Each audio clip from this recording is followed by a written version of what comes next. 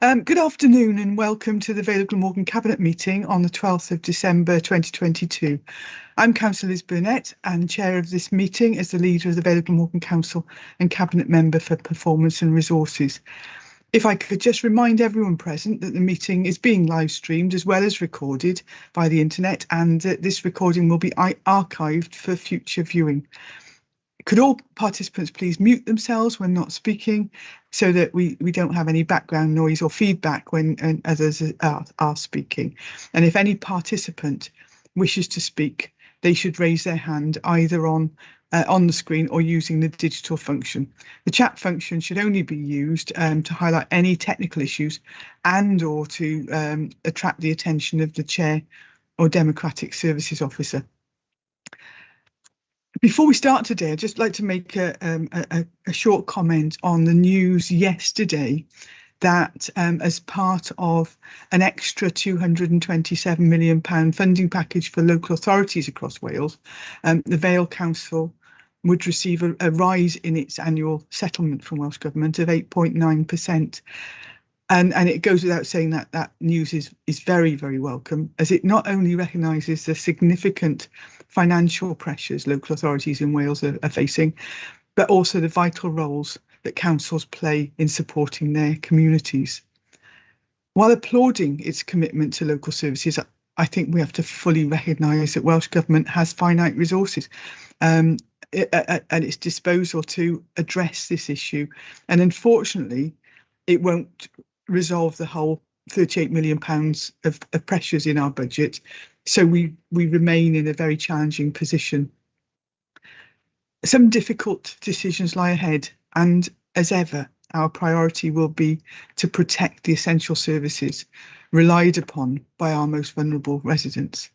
We will be working over Christmas and New Year to understand what this news means for our financial planning as the council's budget setting process continues. And as proposals become clearer, the council will launch a public consultation, which will go through January and February before plans are finalised in March. I hope that as many Vale residents as possible will take part in that consultation so that we can ensure that all views are heard and contributed. So thank you for that. And on that note, I shall move on to the agenda itself. And the first item on the agenda is apologies for absence. And again, looking at all the smiling faces smiling back at me, I see that we have everybody here today, so there are no apologies for absence. And so agenda item 2 is the minutes of the meeting held on the 1st of December 2022. Can I take those as a true record? Yeah, I'll second that, Leader. Thank you. And agenda item 3 is declarations of interest. Do we have any declarations of interest today? No, I'm not seeing any there. Move on to the section which is reports of meetings. So we report meetings that have happened elsewhere. And agenda item 4 is the report of the meeting of the corporate parenting panel. That's chaired by Councillor Eddie Williams. So Eddie, you'll be covering that today for us. Yeah, thank you, Leader. And it's novel, isn't it, for us to get a chance to speak early in a cabinet meeting. You're dealing with all the references and reports for quite some time. So thank you for that. Yeah, this corporate parenting panel took place on 17th of October. And there has been another panel since, but as time takes time for minutes to come through. It was the first meeting of the parent panel for this year. And the main parts of the discussion were what the purpose of it was for the members and the sort out a work programme for the coming year. There was quite a discussion on the numbers of children that we look after, and it's clear that there has been an increase in the number of children coming into the authority, and there needs to be a recognition that this prior to COVID and the lockdown, the council were improving on the numbers, they're reducing the numbers that were actually being looked after. But unfortunately, as the situation as it's been, there has been an increase. When you look at the numbers, it's been reported it's in the region of 25%, which is quite a high number.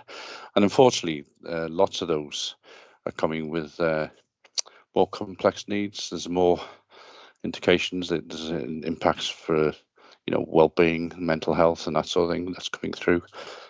So it's quite a challenge for the authority. Having said that, there's a good, it was useful for the head of service to sort of explain how the council are dealing with those numbers. And it's interesting that the remit is obviously to try and keep children alongside their families, and that's been successful. There's been quite a few children, although they're, indicated that may come from harm by staying with their parents or whatever, there are other family members, kinship, that can be utilised, and then they've taken on board that. So we're not losing, we're keeping children as close to home as possible. Unfortunately, as with all these things, there's some are ending up in residential, and we've got some that are in residential. But what we're actually doing about that is that we haven't got any provision on residential for children at the moment, and there are plans to instigate some of that, and that's coming through in the coming year. So that's good news. And fostering is another key area which we're dealing with, and it was noted that the fostering, there's been a recruitment on that, and that's, although challenging, is something which is necessary, but is happening. So I'm quite pleased with that. The next minutes that will come through, we'll go through the work programme in detail, and we've set an outline of what we're going to achieve in the next year, of the rest of the year anyway. So hopefully I'll put the minutes are there for members to read. So I just move those. Thank you, Leader. Thank you, Eddie, and I'm delighted to second that, and I echo your comments about people who step up to look after children that aren't able to stay at home. It's an absolutely amazing thing that they do, providing stability for those young people, and particularly at this time of year, a hugely valuable service. So yes, delighted to second that. So moving on, following from Eddie's comments, it's back to me then, and the agenda item 5 is the shared, is an update on the shared UK Shared Prosperity Fund, and it's actually more of a sort of housekeeping report. As Cabinet would be aware, we actually had a report in our first Cabinet meeting, actually back in June 2022, where we were looking at the bid and what we were going to be doing on that.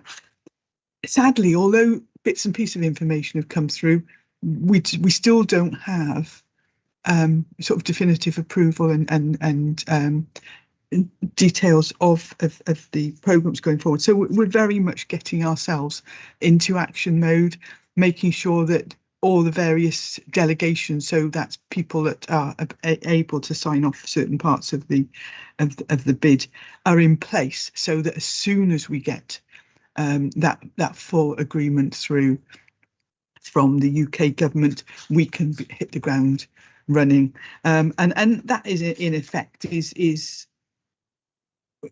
what actually constitutes the recommendations here. So the recommendations, if you actually, in terms of the report, which is talking about, in the background, first of all talks about the earlier Cabinet report and how it's going to be delivered. So it's on a regional basis. We work with the South East Wales region, and it's coordinated through Rhondda Cynon and Taff, and that the Appendix 1 actually gives details to the background of the bid, as was indicated back in June. So in terms of the delegations that we want to do, we want to obtain authority to approve the use of the UK Shared Prosperity Fund allocation for internal and externally commissioned projects, to obtain authority to appoint third-party suppliers and providers for internal and external. So I said this is all the sort of the housekeeping type things, to be able to prepare, complete and execute the required legal documentation as you would with any sort of grant type fund. Authority in terms of governance and resource structures, and to look at the legal documentations for third party grant applications, because we're going to be working with partner organisations to deliver this, and also for authority to include the funding in the capital programme to make sure that we can utilise the grant in the best possible way. So straight properly. the recommendations, I don't intend to read them all, but the recommendations in effect, recommendation 1 is that we note the contents of the report, that recommendations 2 through to 7 are to do with those various delegated authorities. That recommendation 8 is that we actually send this report to Environment and Regeneration Scrutiny Committee for their consideration, because at the end of the day they're the Regeneration Scrutiny Committee, and that Cabinet receives a further report in due course setting out the decisions for this year. So if we're happy with that, I'd move those recommendations. Okay, and I'll second those, Leader. We all in agreement? Yes, we seem to be getting that. I seem to be having a couple of housekeeping type reports at the moment. Agenda item 6 is related to agreeing the council tax base for 2023-24. And in effect, this is part of the council tax process, agreeing the number of properties at Band D level that the council tax is based on. So when we go through all the various calculations going forward, we have to submit this to Welsh Government by the 31st of December. So with this report, we will be using the urgency procedure in order to get that submitted in time as well. It is quite a complicated calculation. So for anybody that is interested in that level of detail, that's laid out at paragraph 2.1, and the assumptions that are made in terms of the collection rate and how those calculations, the data that's used are in paragraph 2.2. The recommendations for this are laid out on the top of page 2.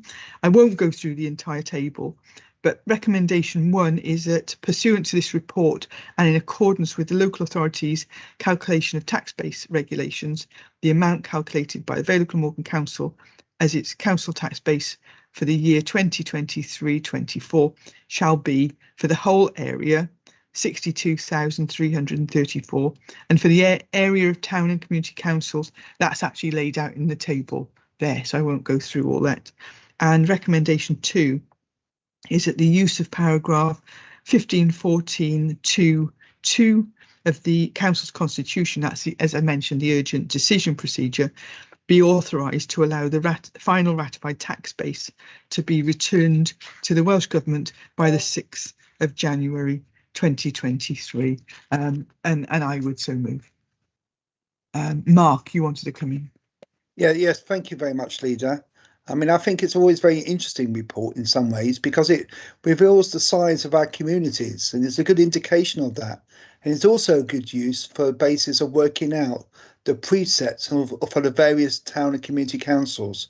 So it's always worth having a look at the size of the council base, and then you multiply it by the actual council tax that is set in those in particular communities for their precept, as well as the additional amount that we will set, obviously, in our due process when we do our budget setting.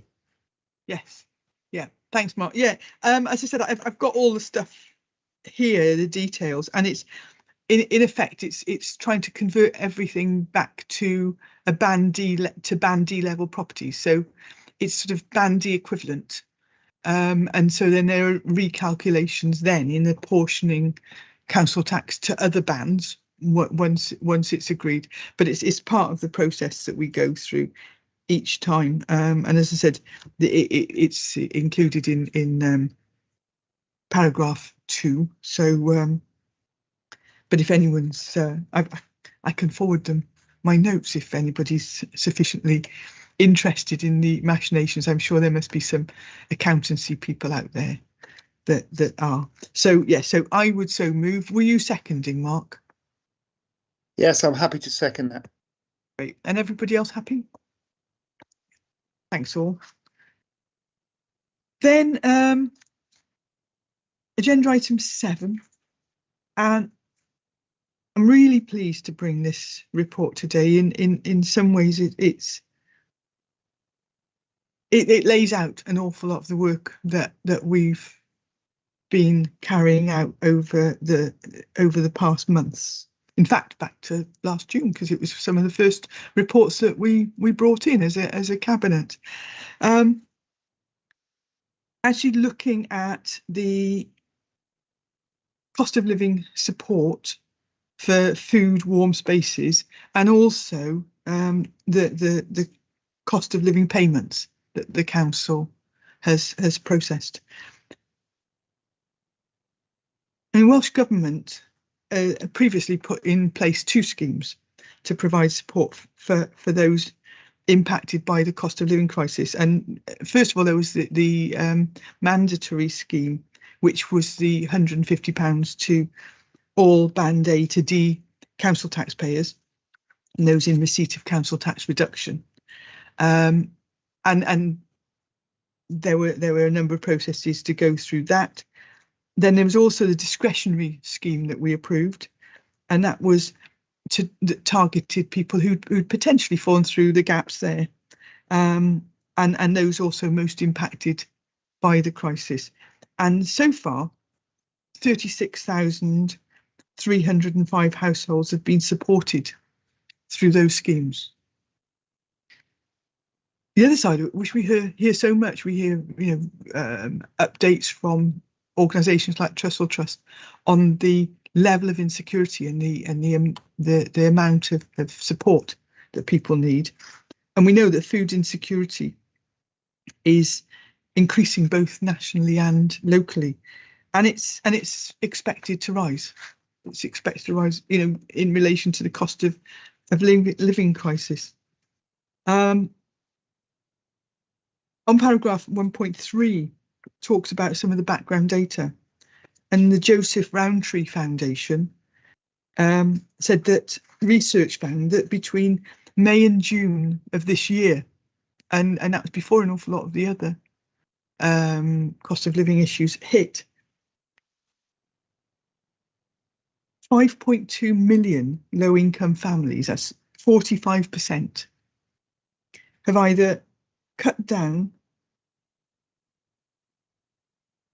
on or skipped meals or gone hungry because there wasn't enough money for food in the previous 30 days. 27%, that was 3.2 million, have been unable to adequately heat their home since the start of 2022. 2.3 million households, that's 21%, have gone without both heating and eating at some point. Whereas, we tend to talk about people having to make a choice between two. 2.3 million households have gone without both. We also prepare our own data, and we provide our policy team doing some superb work on this, compile regular economic impact reports.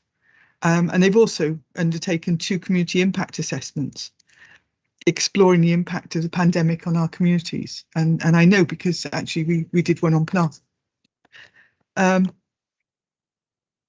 There's also been the Public Services Board Wellbeing Assessment, and these reports continue to be shared with all elected members to make sure that all elected members are fully aware of the situation that our communities face in the Vale.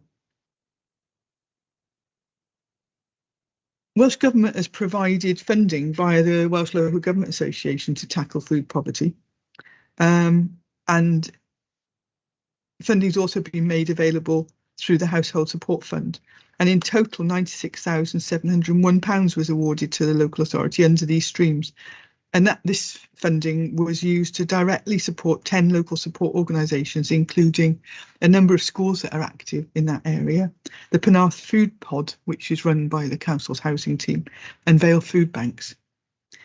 It's also been used to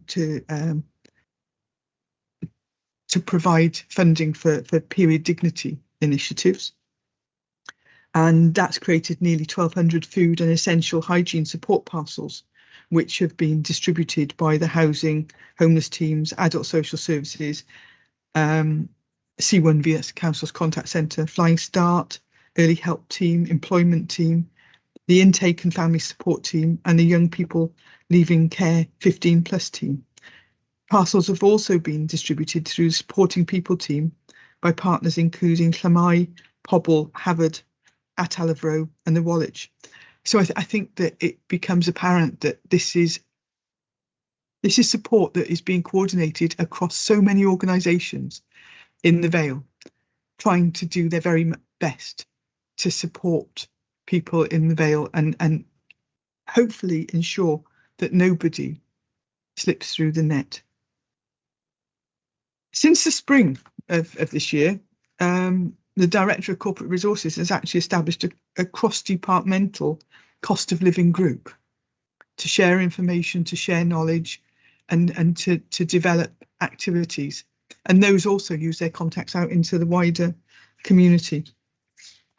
Recently in full council, I gave an overview of the types of funding that have been provided or that we've been able to access and how we've used them to date. And that, as at the time of writing, is included at paragraph 2.6. And I actually have just received an update, which I can provide to be included in the minutes of the meeting, which levels out the same funding streams, the amount awarded, which is £166,039. But if you include the indicative amount under the Food Partnership Fund, which we're still awaiting, that's £263,039. At the moment, we've awarded £127,778.80. We've supported or worked with 19 other organisations. Some of those, it's the same organisation twice. But I think what I found quite staggering, which is new information, is the approximate number of people per week being supported is 4,966. So nearly 5,000 people a week that are being supported through these various initiatives. More recently, the council has launched Croeso Cynnes, which I recently provided an update on, the warm welcome. And again, to date, there are 26 warm spaces listed in the directory that is linked to the front page of the council website, but there will be more. We are working with other people.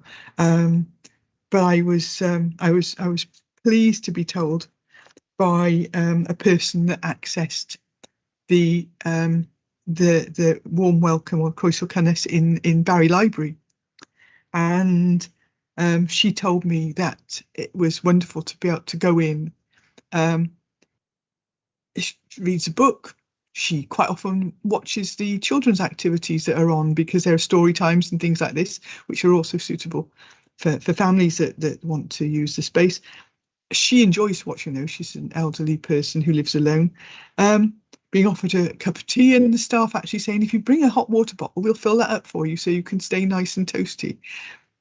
From what she told me, that lady felt very supported, very cherished by our staff. So huge thanks to our staff for making her feel so welcome. We've got paragraph 2015 onwards talks about the council food access projects. As I mentioned, there's the food pod. There's also progress on the Llantwit Major Food Project, which is a more comprehensive project working with other organisations. And I know that Councillor Williams and Councillor John have been involved in that. The More Than Food Hub at the CF61 Community Centre is a whole range of support, which is being very well received there. There's a St Athan Clothes Bank and a chatty cafe. Lots of stuff going on, which is all on the website. And then there is wider support. The council's webpage has got a cost of living information. If I'm not mistaken, currently you go into the Croesol Cynnes page and it's all included in there if people need that. We've also done cost of living seminars for our staff. There was recently an Audit Wales report, which is Time for Change, Poverty in Wales, and that lays out recommendations for councils. They're outlined at paragraph 2.21 onwards, and details of the council's response are at appendix 1. So all in all, there's a tremendous amount of work that's going on across the council, and also in collaboration with partner organisations across the Vale. This work will continue, and this work will also be expanded. We will continue to provide regular updates via Cabinet and also via scrutiny reports.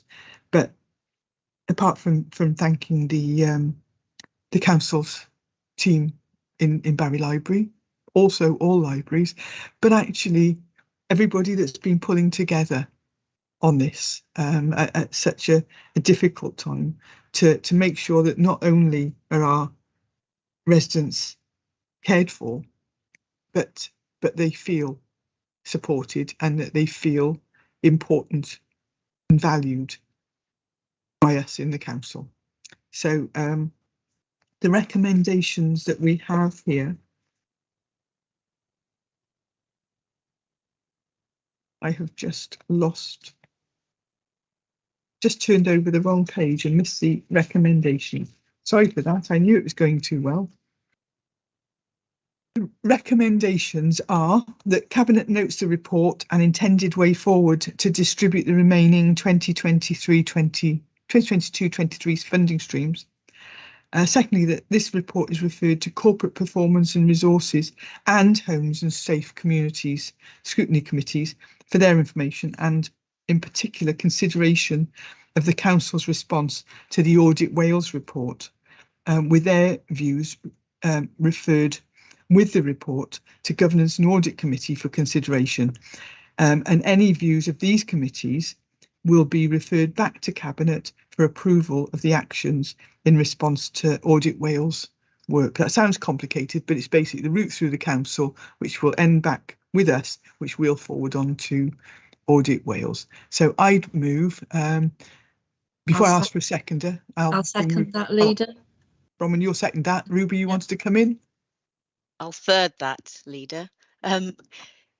Really, just to say that this is really important piece of work that the council are doing, along with our partners in our communities and with Welsh Government, and it's really important that all our elected members support this work, because it's vital work for our communities. The economic crisis doesn't seem to be abating in any way for the near or distant future. So the fact that we can have this foundation to build on is essential. So this is a brilliant report. It in some ways, it's terrible that we have to talk about such levels of support, in a in a place like the Vale of Glamorgan. But you know, it's really important, it's really needed. So I wholeheartedly support this. Thank you, Ruba. And everybody else was also in agreement. Super. So we'll move on now to agenda item 8, and that's over to the Deputy Leader and Cabinet Member for Sustainable Places in relation to visitor levy for Wales. Over to you, Bronwyn. Okay, thank you very much. Now, this report is to establish the Wales Council's current intentions on introducing the tourism tax, as it's known. And that is in order then that a council response can be submitted as part of the consultation process. So just a little brief bit of background around that is in September this year, and that marked the launch of a public consultation on the proposed visitor levy in Wales by the Welsh Government. And that was made up of a series of workshops with representatives then across Wales. And then from that, then the public consultation is based upon those proposals which came from or evolved from those workshops.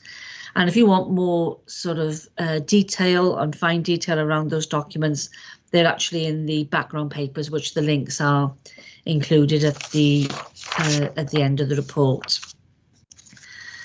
Now, the consultation is actually coming at a challenging economic time for everybody. You know, we're in the middle of a cost of living crisis, and obviously tourism businesses are facing unprecedented cost increases and policy changes, as well as those demand. Now, just as a note of caution, that if it is introduced, then the process is likely to take up to 5 years to actually pass through the Welsh Government bill process. So this is, you know, just to emphasise that this consultation is at the very start of the process, and there's an awful long way to go yet. And I do think it's worth noting, if you look at 2.3, it just highlights there a few of the challenges which the tourism industry are facing. And this is following sort of national policy changes. And obviously the first is the second home tax, and that's from April 23, where local authorities do have discretion then to apply an increase between 100 and 300% on council tax premiums for second homes on long-term empty properties. And actually we reported on this issue at Cabinet on the 1st of December. And that again is subject to consultation. Second one then is self-catering lets. And this is around the liability for business rates, how that's changing then. And again, that's from April 23 as well. And then statutory registration licensing. So Visit Wales have been tasked by Welsh Government to look at the possibility of introducing a statutory registration licensing scheme, and that will mean that accommodation providers then will actually be able to sign up in order to be licensed and to offer visitor consultation. That consultation will be opening very soon, as far as I'm aware. And I think it's also worth highlighting is that though these discussions are focusing on the taxing of staying visitors with the consultation document that was developed on that basis, there are concerns that this doesn't address the issues all destinations are experiencing, where the dominant visitor type is the day visitor market, and that is particularly relevant, I think, for the Vale of Glamorgan. So the consultation does actually allow for feedback to support to readdressing that issue and highlighting that issue. So I've got 3 recommendations before us today, but before I move on to those, I just want to for people to note that on the very front cover, under the elected member and officer consultation, it does say there that the report recommends that this item be referred to the relevant scrutiny committee. It will do when the relevant and appropriate report comes back to Cabinet, and at that stage, that report will then be sent to scrutiny committees for their input and their consideration as well. But at the moment, this one is just solely around the just our response then to the consultation event process. So I've got 3 recommendations. The first one is to provide Cabinet with an update on the current Welsh Government consultation on the proposed introduction of a discretionary visitor levy in Wales. And 2, that Cabinet considers the current Welsh Government proposals for the introduction of a visitor levy in Wales and agrees that in light of the current economic difficulties facing the industry, the current position would be not to introduce a levy in the Vale of Glamorgan, and that this can be used then to inform the response to the Welsh Government consultation. And then thirdly is that the Council will periodically keep under review options for the visitor levy should the legislation be enacted and having regard to the economic conditions at the time of that review. So I therefore move those 3 recommendations.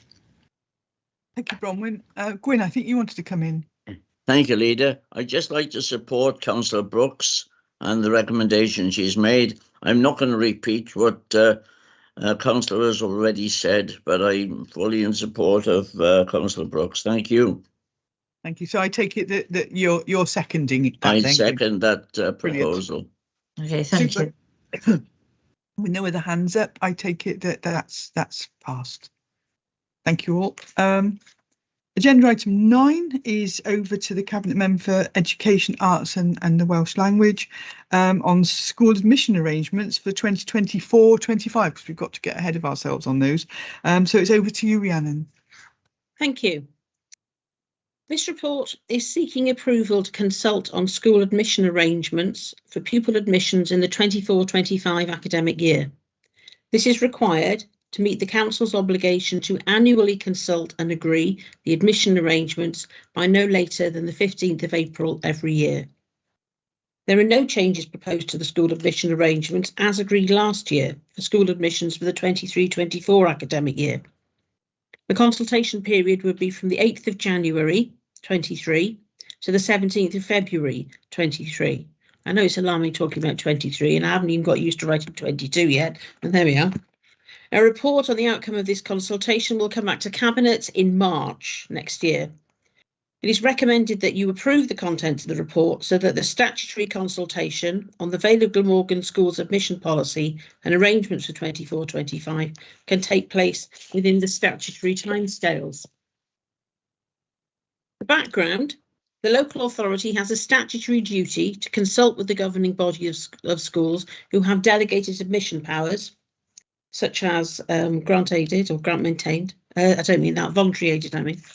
All neighbouring local authorities, the admission authorities for all other maintained schools in the relevant areas, and the governing bodies of all other maintained schools in the relevant area, such as community and voluntary controlled schools, which do not have delegated admission powers. And in fact, some of our voluntary aided schools are using the same admission requirements as we are, which makes it much easier for us because we have a uniform approach. In the case of religious schools with a religious character, such body or person representing the religion or religious denomination in question. Obviously, this happens within the geographical area of the Vale of Glamorgan. The local authority should also consult the admissions forum serving the relevant area, and if a significant change is proposed, which is not the case this time, parents of children likely to be affected. The local authority is required to publish a prospectus every year for the subsequent school year admission round, dealing school admission arrangements for all maintained schools in this area. And this is in the information guide, a parental guide to school admission in the Vale. The Welsh Government's Schools Admission Code 2013 requires admission authorities to act in accordance with this code, which includes practical guidance and imposes requirements on local authorities and admission authorities regarding the discharge of their duties. So there's one recommendation. The Cabinet approves the consultation required, as set out in the body of the report, to agree our admission arrangements for all community schools in the Vale of Glamorgan. Therefore, if we can approve this, then the consultation can go forward and that will come back to Cabinet later. Is everyone happy with that? Thank you. Yep, I'm happy to second that, Rhiannon, and everybody's looking in agreement. So that's super, that's part. Okay, thank you. And then On to agenda item 10, and that's reports of the Cabinet Member for Community Engagement, Equalities and Regulatory Services. That's over to Ruba for an update on the replacement local development plan 2021 to 2036. Thank you, Leader.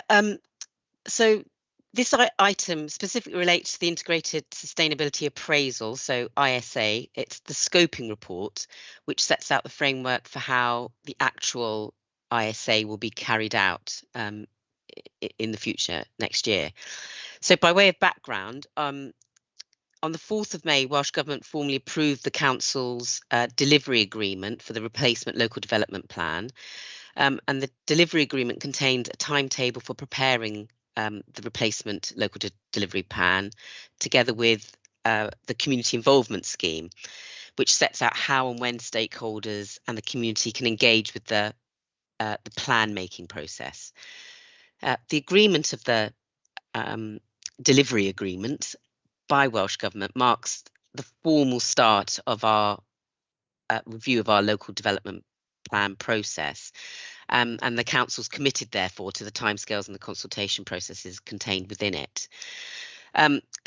So just to remind Cabinet, the scoping report is just that. It's a scoping report to set out the framework, and so is not the substantive sustainability appraisal itself.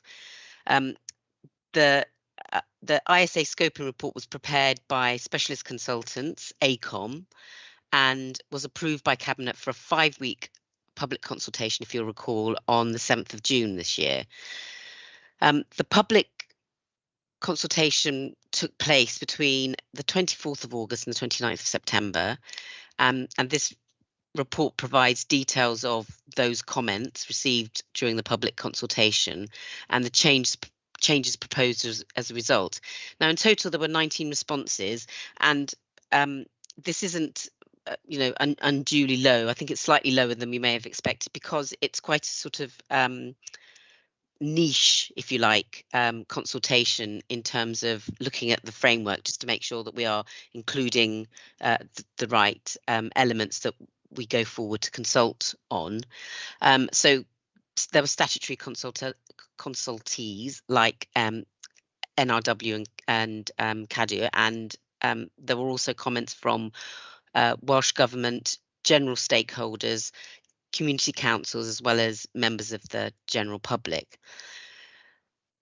Now, it's fair to say that the majority of the comments raised were considered through the actual sustainability appraisal or other stages. They would be considered at those stages rather than at this stage. So they referred more to the substantive issues of the appraisal rather than the framework, which is what was being consulted upon. So you'll see that in the appendices that's been highlighted and explained. There were some minor changes to the ISA framework, resulting in particular from comments made by the Mineral Product Association, and that was in respect of requirements of Planning Policy Wales and the future safeguarding of minerals, and again from Natural Resources Wales, correcting terminology used within the ISA framework assessment questions. More broadly, updated scoping information, which includes consideration of new evidence, policy context, baseline data outlined through the representations received on the scoping report, will be presented in the initial ISA report, but not amended in the actual scoping report itself. So I hope I haven't overcomplicated matters. So this is about the framework and not the substantive part of our appraisal. So I'm asking Cabinet to agree 3 recommendations. First, that the content of this report on the Integrated Sustainability Appraisal Scoping Report, the public consultation, be noted. Secondly, that the proposed amendments to the Integrated Sustainability Appraisal Scoping Report, as set out in Appendix A, are endorsed, and that the integrated sustainability appraisal framework is updated accordingly. And that I refer you back to the examples I gave early on. And that finally the delegated authority be granted to the head of sustainable development in consultation with me as the cabinet member for community engagement, equalities and regulatory services, and the director of place to make any typographical or other minor changes to the scoping report, the ISA framework as necessary. Thank you, Leader. So I'm looking for a seconder now. I can see that Eddie's hand is up at the moment, so I'll let him come in. Thank you, Leader. Thank you, Ruba. I'm pleased you managed to get your tongue around all those tongue twisters. I miss all that. Thank you. No, I just wanted to second it, and the whole point of this as well is that you're consulting on a consultation and you're just wondering what this is all about. But we've been in a position before where we've sent out consultations and we haven't done the proper scoping. So when this comes later down on doing the local development plan, then we'll have individuals, won't we? Will argue that we haven't actually covered all the areas that we're supposed to have covered. They've had an opportunity now to actually engage, and just interested in how that will come up at a later time. But anyway, well done, and I second. Thank you. There we go. We've got no other hands up, so it's moved and it's seconded. And is everyone in agreement? That's super. So that's sorted. I don't have any other meetings today that are urgent or that are part 2. So I'll draw the meeting to a close. But as this is the last cabinet meeting of this year, I'd like to wish everyone in the Vale an enjoyable Christmas and a happy, healthy and peaceful new year, I hope. But for many, it will be, many of us, it'll be a few weeks of relaxation and spending time with the family and friends. But for many others across the Vale of Glamorgan, it's going to be business as usual, regardless of the festivities going on around them. So, for example, domiciliary carers and those working in our local care homes will be juggling any time off with looking after our most vulnerable residents. The Vale Council's waste and recycling team will still be collecting whatever the weather, and our on-call teams will cover essential services. But it's not just council staff who will be having a flexible Christmas. Our local shops, who keep us supplied with food, drink and presents for our loved ones, will work all but a few days, right through the holiday period. Many shops, pubs and restaurants rely on our custom in the run-up to Christmas to keep them going through the rest of this year. So shopping local is probably even more important this year. In an area like the Vale, the role of the farming community is often overlooked, but is also very important. Animals still need to be cared for and crops gathered and delivered to the shops. Our local emergency services too will also be on call. The RNLI and the Coast Guards working alongside police, fire and rescue and ambulance services. But also add in people like the AA and RAC for rescuing many families from cold roadsides at this time of year. So quite apart from our best Christmas wishes to everyone, if you're working through Christmas and New Year, whether you're a carer, a refuse lorry loader, a shop assistant, a chef, a nurse, a road repairs gang, a waitress, if you're helping to find someone a home, or one of the thousands of people who will have helped others over the festive period. Thank you.